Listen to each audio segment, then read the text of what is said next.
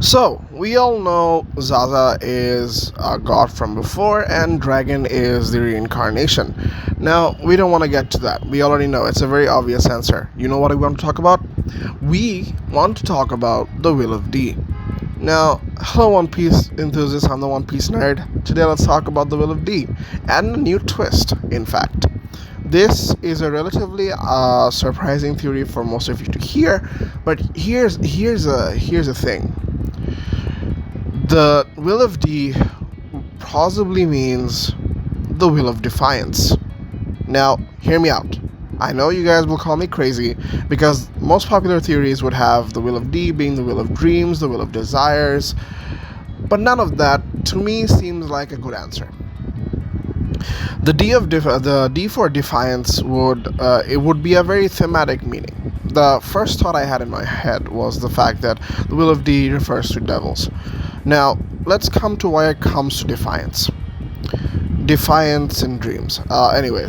So the thing about Defiance and devils is that over the arc of Elbaf, it's been pretty long, and it's a very it's a very raising concern, and it's a very raising thought that gods are equated to devils in the world of One Piece, especially in the eyes of Imu, who himself bears the power of the devil. And just when Elbaf started, when we will go back to, like, let's say Roto's chapter, Roto was first introduced as a sun god, and then some of the Straw Hats said he's a devil. Someone then said there's a god, and then someone says the devil. And it's a very direct equation from that parallel to Imu.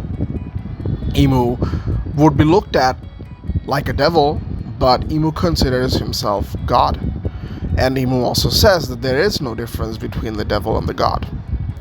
So, in his eyes, the power of having a devil means that it is the power of God. Now, the Will of D is the opposing faction for the world government. And they're the moniker of the enemies of the world government that's been mentioned before over and over. And one thing that the Will of D people do not enjoy is subservience.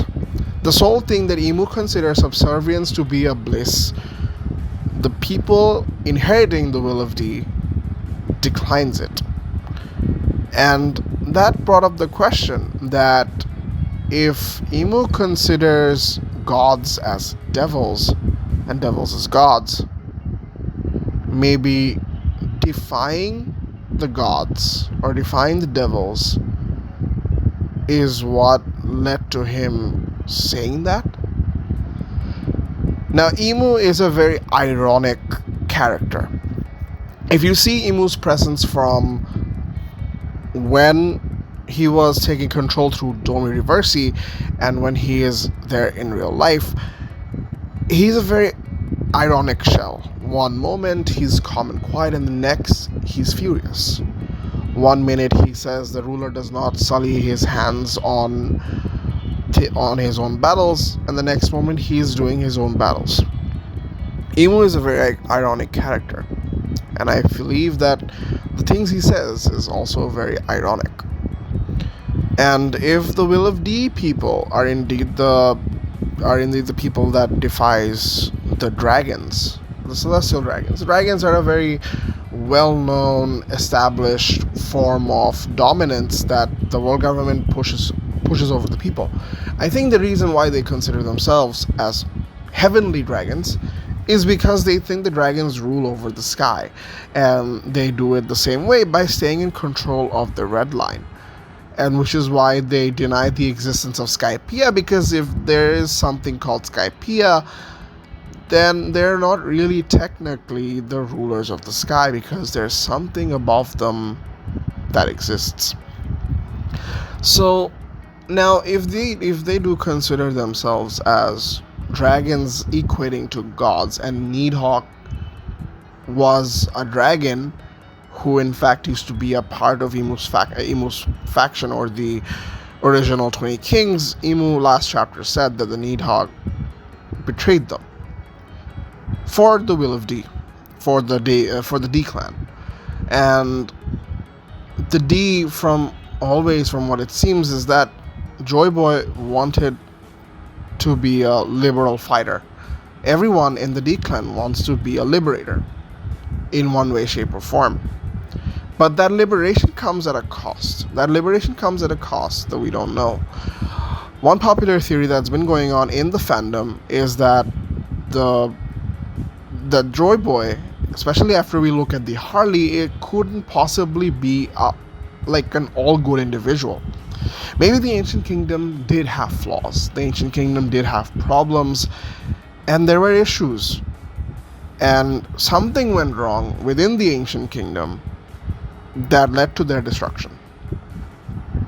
And we could see that maybe now we're looking at a perspective of Luffy and the others, where the world government is trying to rule them, and like they have no freedom. Like no one else has freedom. That maybe that freedom was taken away from them because it had a cost to it, and the cost probably being the destruction of the world. Maybe Inu thinks that if he controls the world by being a god / devil, it's better for the world. It's better for the world for him to be considered as a devil in the form of a god. And so the bearers of the D clan, if they truly oppose to this idea, I would also like to believe that Imu proposed the same idea to Joy Boy, and Joy Boy rejected it, because in Joy Boy's eyes, complete liberation is what he thought was the bliss of life. And so the Will of D might be a propaganda in and of itself. The Will of D, in the government's eyes, could be the will of the disobeyers, or the will of defiance. That no matter what, the people of the D clan will always defy the order of the world and will cause chaos. This is a very unpopular theory. I would want to put it as the Will of D being the devil's itself. That would be very ironic considering the state of things. But I think that is a little too far-fetched, considering that, like, the people of the D clan will never really talk about being the devils. But in fact, the world government does. Maybe from the world government's eyes, the Will of D is the will of defiance, but on the good side, or on the Joy Boy side, or people that are actually part of the D clan, put the name D because of a different meaning. Now, I don't know, I put a twist on it. I would say that the Will of D has two meanings to two different parties, and I think it's a very plausible theory. To what the actual meaning of the Will of D is, I am not exactly sure. Could be anything. And it would most likely lead to desires. Other than desires, if you look at the Nika fruit of where Luffy's desires come to reality, it doesn't make any other sense, but I would like to think that the Will of D has two different meanings, and that one is the will of desires and the other is the will of defiance. And whichever side wins will describe and will decide the true meaning of the Will of D. The point I'm trying to make here is the Will of D doesn't have one meaning, it has two. And both of them are correct. Let me know what you guys think. It's a very far-fetched theory. We can't really know about it, but the whole idea of devils and gods coming together, it was a very interesting twist in all of this, and maybe it contributed a little bit more to understanding what the Will of D is.